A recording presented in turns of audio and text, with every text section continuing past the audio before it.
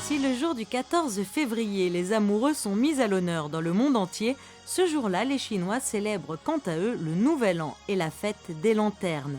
Une cérémonie toujours très visuelle où la lumière est reine et qui clôt le cycle des festivités du Nouvel An chinois. Depuis ce jeudi, les résidents de la principauté voient s'illuminer un peu partout dans Monaco de nombreuses lanternes à la nuit tombée. Et ce sont 500 enfants venus de l'Empire du Milieu qui ont ouvert les festivités ce jeudi soir à la salle Léo Ferré avec un spectacle traditionnel chinois.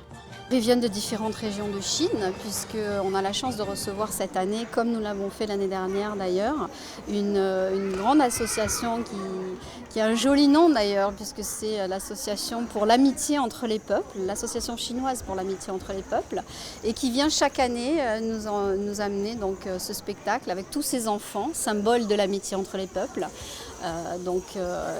Qui viennent de partout en Chine. Je crois qu'il n'y en a pas. Le pays est tellement vaste, il me semble qu'ils viennent de toutes les régions chinoises seront représentées ce soir, à mon avis. Durant tout le week-end, ce sera au tour des professionnels de monter sur scène pour 2 spectacles. Organisés par la Fédération chinoise des arts sur un fond de musique moderne, les spectacles mêleront tradition, danse, chant, magie et opéra. Un changement d'univers garanti.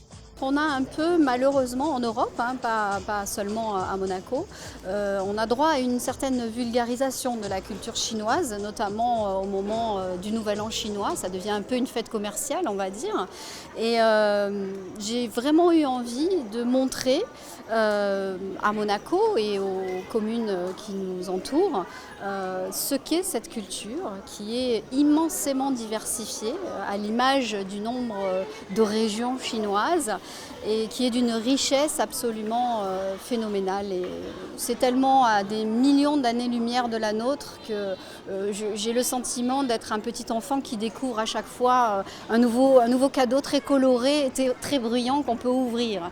Donc non, c'est quelque chose d'absolument absolument fabuleux à découvrir. Il faut parfois être un peu initié, mais c'est ça aussi qui va être intéressant durant ce festival. Le village des artisans sur le port Hercule vous accueillera jusqu'au 20 février et ce sont 7 grands maîtres de l'art traditionnel chinois qui vous dévoileront les secrets de leur talent.